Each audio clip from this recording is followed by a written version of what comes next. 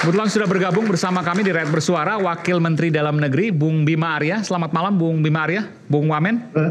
Selamat malam. Iya, terima kasih sekali telah bergabung bersama kami Rakyat Bersuara. Ini baru saja kita beberapa jam yang lalu mendengarkan bahwa kembali ke Aceh. Tadi sempat ada perdebatan di sini, artinya memang sebelumnya milik Aceh dong. Gimana penjelasan Mas Wamen? Jadi dari tahun 2008 itu semua proses untuk pendataan, kemudian mengidentifikasi nama pulau, kode wilayah itu atas nama Sumatera Utara, gitu. Itu babak pertama ya, karena memang pendaftaran, verifikasi itu dilakukan oleh Provinsi Sumatera Utara. Ada beberapa keberatan dari Aceh, tetapi ada fase-fase di mana ketidakakuratan dalam memberikan koordinat nama yang tidak tepat begitu ya. Jadi kira-kira sampai tahun 2018 ketika itu kemudian Aceh melakukan revisi koordinat. Jadi ada babak di mana proses koordinasi itu terkendala oleh persoalan-persoalan koordinat, penamaan dan sebagainya. Baru kemudian di tahun 2022 Kemendagri bersama dengan Tim Nasional Rupa Bumi melakukan verifikasi langsung karena ada keberatan-keberatan, ada somasi yang disampaikan oleh Gubernur Aceh dan juga oleh kabupaten waktu itu di sana ya, dan kemudian ditemukanlah beberapa temuan-temuan begitu. Nah, temuan inilah yang memerlukan proses verifikasi yang agak panjang karena ada yang perlu keabsahan, ada yang perlu validasi keaslian dokumen. Untuk kemudian puncaknya adalah akhirnya setelah proses yang agak panjang ditemukanlah dokumen asli, yaitu bersumber dari kesepakatan antara Gubernur Sumatera Utara dan Gubernur Aceh di tahun 92 mengenai batas wilayah Sumatera Utara dan Aceh. Itu kesepakatan yang tidak pernah ditemukan dokumennya, tetapi di Kemendagri kita temukan datanya. Datanya itu bukan kesepakatannya, tetapi datanya adalah Kemendagri. Jadi kopi asli. Oke, ini menarik. Jadi pada kesepakatan itu yang kemudian ditemukan datanya di Kemendagri itu disebutkan 4 pulau itu milik Aceh. Milik Aceh. Iya. Artinya memang clear. Kenapa kemudian pertanyaannya Kemendagri memutuskan bahwa itu milik Sumatera Utara? Kan sempat seperti itu, Pak Wamen. Iya, karena memang temuan itu kan baru setelah survei di lapangan tahun 2022. Setelah survei di lapangan tahun 2022 itu baru ada indikasi, ada petunjuk ke arah pemilikan Aceh gitu. Itu setelah survei 2022. Nah, sebelumnya ini kan ada fase di mana awalnya itu ya yang tercatat adalah berdasarkan geografis tadi, berdasarkan kedekatan wilayah. Nah, Sumatera Utara yang melakukan registrasi itu, yang mendaftarkan pulau-pulau itu. Sementara ada persoalan tadi, Aceh sempat mendaftarkan tapi koordinatnya tidak tepat. Aceh sempat mendaftarkan tetapi nama pulaunya berbeda. Nah, ini ada fase persoalan-persoalan administrasi. Baru kemudian petunjuk ke arah kepemilikan Aceh lebih kuat lagi sejak tahun 2022. Tapi dari 2022 sampai 2025 ini kita kesulitan untuk mencari dokumen asli. Gitu kira-kira, Iman. Dan kemudian diputuskan milik Sumatera Utara pada waktu itu kan, 2025. Itu boleh diceritakan, Pak Wamen? Jadi begini, ada proses pemutakhiran kode wilayah, ada proses untuk penamaan nama-nama pulau. Dan ini bukan hanya 4 pulau saja, ini ke seluruh Indonesia. Jadi ketika Pak Menteri menandatangani di bulan Juni 2025 ini lampirannya ada 4.000, tidak saja 4 pulau dan 2 provinsi, tapi seluruh Indonesia. Dan saat itu Sumatera Utara dinyatakan ya, ini menjadi 4 pulau tadi dinyatakan masuk ke Sumatera Utara karena pertama belum ada kesepakatan antara 2 provinsi dan masih proses mencari validasi atas petunjuk-petunjuk ke arah kepemilikan Aceh. Ya, jadi kenapa masih 2025 ini kemarin Juni kapannya masuk ke Sumatera Utara? Karena satu belum ada kesepakatan. Dan yang kedua juga ada proses validasi dari dokumen-dokumen. Oke, saya mohon maaf, saya harus bertanya karena ini tentu menjadi pertanyaan banyak pihak. Kalau belum ada validasi, belum ada data-data yang valid, kenapa kemudian berani diputuskan?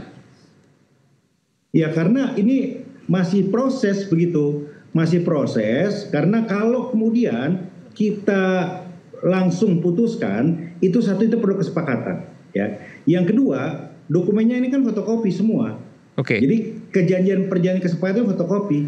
Nah, kalau kemudian di kemudian hari ada versi lain yang lebih otentik, ini bisa bermasalah secara hukum. Permasalahan keputusan itu kan sudah ditandatangani oleh Kemendagri, Pak Wamen. Artinya proses itu yang tadi dikatakan masih proses dan selanjutnya itu dengan sendirinya gugur karena sudah ada keputusan Kemendagri. Maksudnya yang gugur yang mana? Kan masih proses bahwa apakah milik Aceh atau Sumatera Utara begitu ya. Lalu kemudian dari awal itu Kemendagri pencatatannya adalah di Sumatera Utara.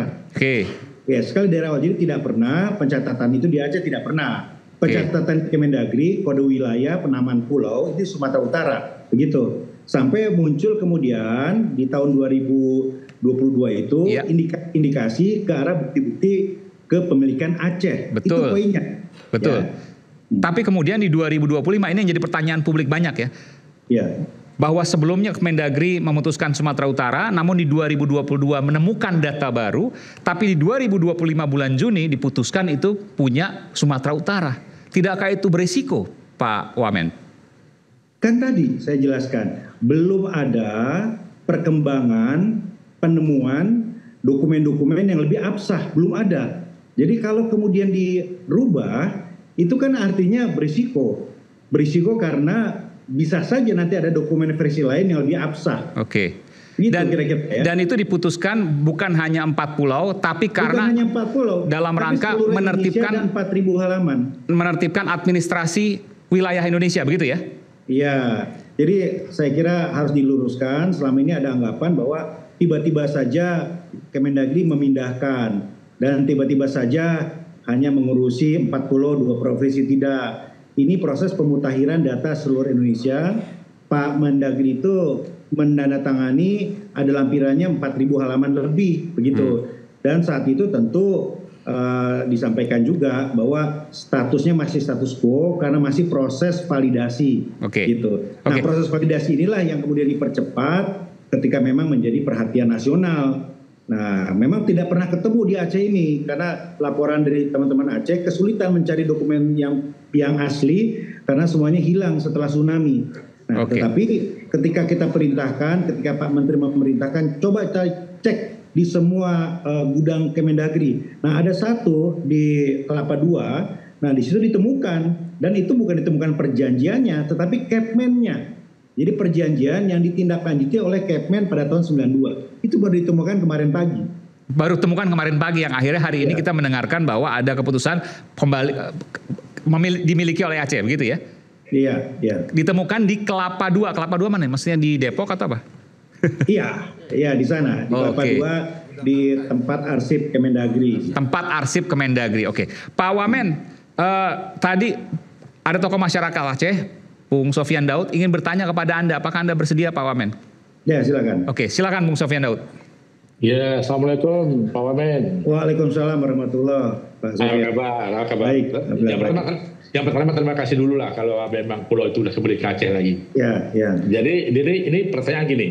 Jadi yang saya tahu itu kesepakatan 92 itu antara Pak Gubernur Perhimasan dengan Pak Raja Siregar yang dimediasi oleh Menteri Dalam Negeri Rudini. Betul. Itu perjanjiannya hanyalah di Kemendagri, bukan di Aceh, bukan di Sumatera Utara. Mungkin arsipnya ada di nasional kan? Iya betul. Kesalahan kemarin membawa peta, bukan membawa arsip.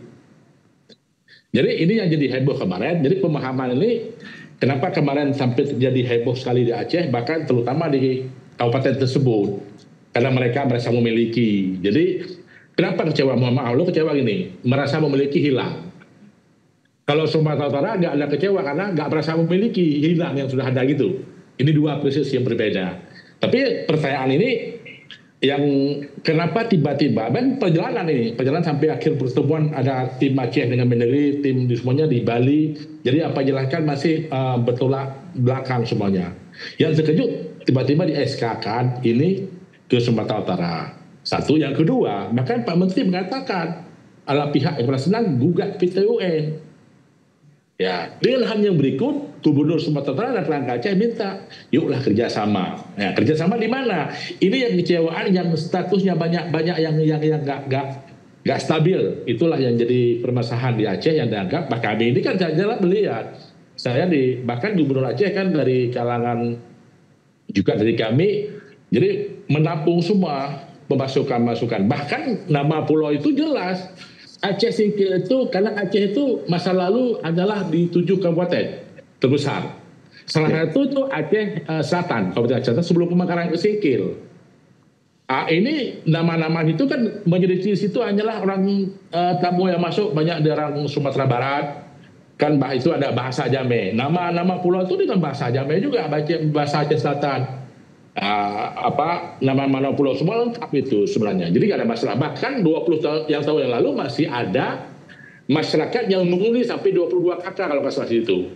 Jadi masanya mereka keluar ke darat karena waktu itu zaman itu. Jadi singkat cerita soal historis, soal sejarah sudah membuktikan Anda mau mengatakan seperti itu ya Bung Sofyan Daud ya.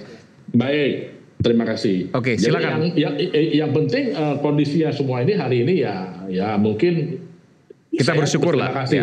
Bersyukur. Ini polemik ini dari awal udah mungkin nggak sampai jangka panjang yang harus diselesaikan dengan yang kebijakan yang paling hebat. Mungkin inilah pengalaman kita.